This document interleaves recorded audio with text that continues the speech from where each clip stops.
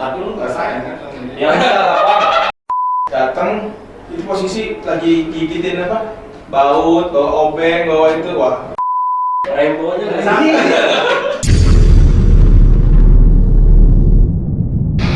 Assalamualaikum warahmatullahi wabarakatuh. Waalaikumsalam. Tabi pun. Iya pun.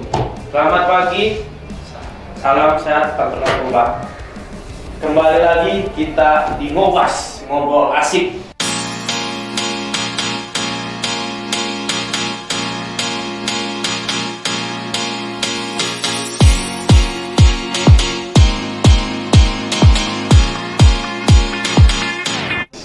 Ada saya dan Doli tentunya. di sini kita akan kupas sampai kulit-kulitnya. Nah, iya. Iya. Susah-susah gitu datang. Datang ini susah bener datang kamu ini Pak. Sibuknya. Yang sibuknya, ya kan. Seperti apa Pak ya? Ya, Ini dia Pundawa. Assalamualaikum warahmatullahi Waalaikumsalam. wabarakatuh. Halo Kak Bun. Halo. Apa kabarnya hari ini? Alhamdulillah sehat. Iya. Masih sibuk ya? Ya menyibukkan diri aja. Luar biasa, luar biasa. Aduh, pernah sibuk aja Bu ini. Orang sibuk aja. Sehari-hari sebagai petugas pasca rehabilitasi. Ya, kebetulan saya di bidang rehabilitasi, di subnya yaitu pasca rehabilitasi dan sebagai petugas pasca rehabilitasi. Kira-kira apa aja program pasca rehabilitasi itu? Program pasca rehabilitasi itu sebenarnya adalah rangkaian dari rehabilitasi berkelanjutan. Jadi di dalam rehabilitasi itu ada rehabilitasi, kemudian ada dua rehabilitasi yaitu rawat jalan dan rawat inap. Yeah. Nah, nanti setelah selesai atau setelah menjalani program rehabilitasi tersebut dilanjutkan lewat pasca rehabilitasi. Nah, kalau rehab itu kan adalah proses untuk merubah ya mindset dari si klien, dari berubah diri. Kemudian kalau di pasca itu adalah pemantauan setelah rehab, gimana sih progres dari setelah mengikuti layanan rehab itu gimana, apakah dia akan kembali ke kambuh atau akan dia pulih dan berfungsi sosial. Itu sebenarnya gitu Ya. Oke, Bang Pundawa. Kan udah panjang ngobrolnya tentang pasca rehab. Tak kenal maka tak sayang. Iya. Di sini kan. Boleh dong, teman-teman podcast yang mau tahu. Boleh memperkenalkan diri dulu. Tapi lu nggak sayang kan? Ya enggak lah Bang. Wih, ini gua laki, dia laki Bang. bisa. Siapa Mas Pundawa? Iya. Terima kasih ya, nama saya Pundawa Adrosin. Saya sebagai petugas pasca rehabilitasi DPN Lampung. Saya di BPN Lampung dari 2015 dan memang dari awal di bidang rehabilitasi, jadi ya sudah Malah melintang lah ya. meluntung-meluntung kan. Sembarang pegang asap. Meluntung gitu. Portal yang melintang. Bisa aja. Oke, Mas Pundawa. Iya ya. Ada yang pernah saya dengar itu home fishing. Ya kan, home fishing. Kalau boleh tahu apa sih tujuan home fishing itu? Oh iya, OMPIS itu salah satu termasuk dalam program ya, di dalam program pasca rehab, yaitu rehabilitasi berkelanjutan, di mana step dari salah satu program pasca kita mengunjungi klien untuk melihat kondisi di mana proses pemulihannya itu lingkungannya mendukung atau tidak. Misalnya lingkungannya aman dari penyalahgunaan yang lain, atau misalnya bersih, terus dari bandar, dari apa gitu. Kemudian si keluarga di lingkungan itu bisa mendukung nggak sih, support sistemnya bagus nggak gitu loh. Kemudian nanti gimana, termasuk kita masalah-masalah apa sih yang timbul dari lingkungannya gitu. Oh gitu. Jadi harus keluarga support system juga, lingkungan, RT/RW pun harus tahu kalau ada petugas BNN Lampung yang datang ke rumah untuk melayani si klien itu. Ya karena klien itu sebenarnya bukan penjahat. Dia orang yang harus dipulihkan. Ya kan kita taunya kebanyakan orang statement kurang baik lah, negatif ya. Karena sebenarnya ini adalah klien itu harus dipulihkan, jadi harus butuh support system, butuh dorongan supaya pulih. Kayak orang sakit sebenarnya kalau di narkoba ini, kalau diibaratkan penyakit sama kayak penyakit gula. Jadi kalau misalnya hidupnya baik, lingkungannya baik, makanan baik, itu pemulihannya akan berjalan dengan baik. Begitu pula juga dengan kecanduan ini gitu. Kalau misalnya support system bagus, kemudian pola hidupnya bagus, ya ia akan bisa mempertahankan diri sampai seterusnya. Harus dibantu loh. Betul, harus dibantu, nggak bisa. Jadi gini Bang, saya mau tadi dapat ini informasi tadi gini. Penyalahguna berarti itu korban Bang ya? Dia betul, sudah, betul. jadi harus dipulihkan ya Bang? Betul. Sobat di Lampung, penyalahguna itu korban, jadi harus dipulihkan. Jadi jangan takut ya Mas Bun ya? Betul. Nah, iya, lapor diri. Jadi kan di BNP Lampung itu kan ada 3B. 3B. Berani. Oh. Tolak dulu ya. Berani rehab, berani lapor. Jadi dia melaporkan diri itu ada 3 jaminan kalau di BNP Lampung kan. Pak Kepala itu menjamin bahwasanya rehabilitasi yang voluntary atau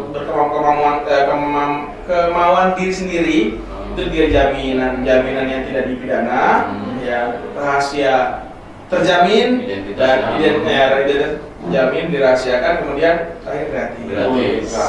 3 itu pokoknya jaminan di BNP Lampung. Dan dijamin dalam undang-undang narkotika. Oh jelas di undang-undang itu jelas. Kenapa? Ya kepala itu kan memberikan jaminan berdasarkan undang-undang. Jadi kalau misalnya teman-teman ragu ya, itu undang-undang sudah menjamin bahwasanya si pengguna itu harus direhabilitasi gitu loh, bukan untuk dipenjarakan gitu loh. Jadi nggak ada alasan ya bro. Iya tuh. Kalau kita mau buat sembuh, kenapa enggak kan gitu? Dijamin undang-undang, dijamin Pak Kepala BNN Lampung. Nggak dipidana, gratis. Oh itu harus gratis. Gratis, nggak bayar. Ngapain? Itu.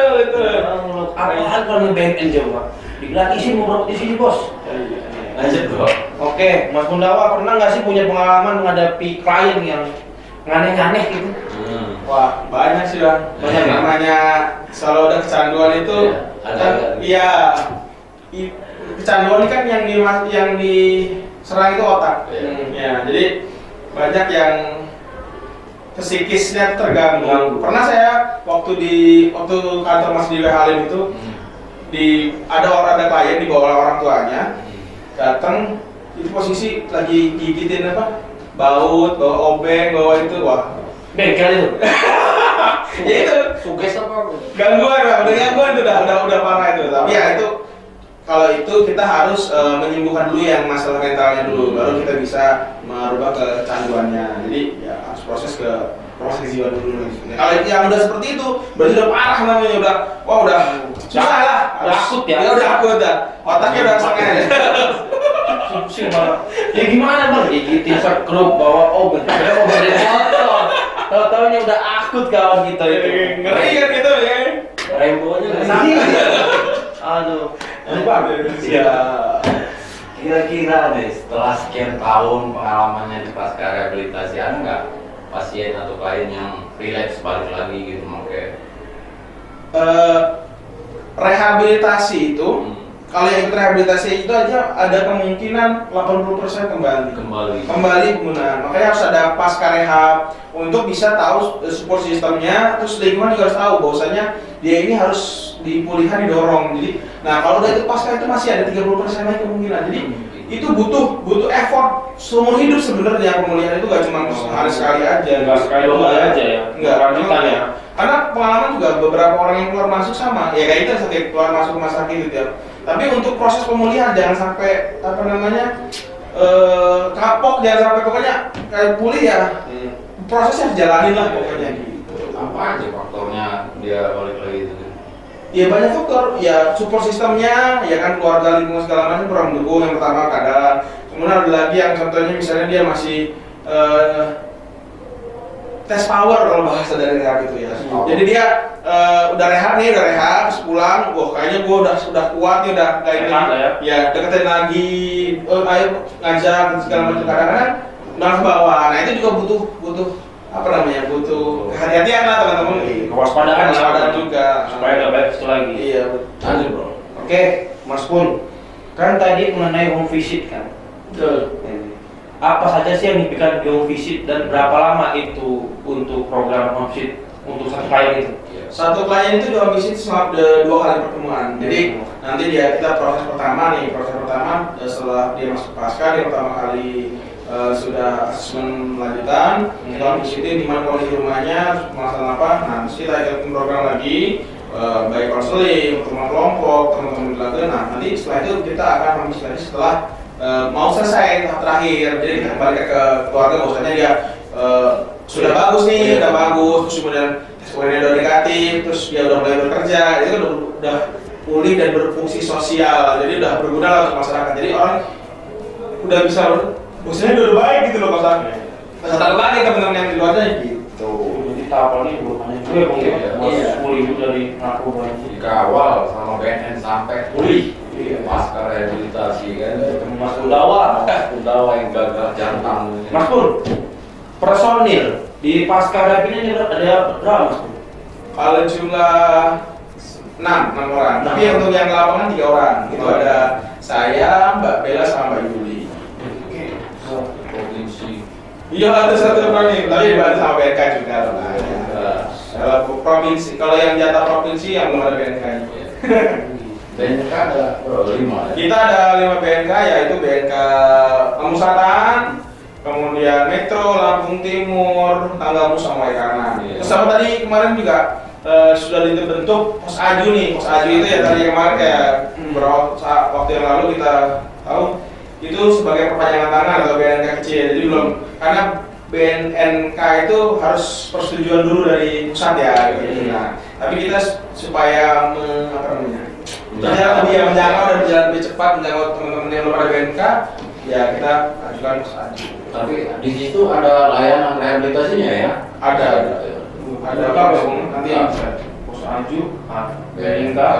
Jadi itu tadi nggak ada alasan tidak rehab. Terakhir kakak pun himbauan buat teman-teman yang masih nggak mau rehab di luar sana. jangan takut, berani berubah, ayo rehabilitasi. berani berubah, ayo rehabilitasi. Biasa. Oke, Mas Undawa, Bang Doni, terima kasih sudah sudah boleh datang ke podcast BNN Lampung. Sama-sama. Sudah Sama-sama. ngupas, ngulik. Iya. Mudah-mudahan info yang sudah diberikan oleh Mas Undawa dari bagian pasca rehab berguna untuk teman-teman muda yang di luar sana. Baik Mas Pun, salam sehat untuk kalian teman-teman semua. Oke. 3, 2, 1. Salam sehat dan bahagia tanpa narkoba. War on drugs.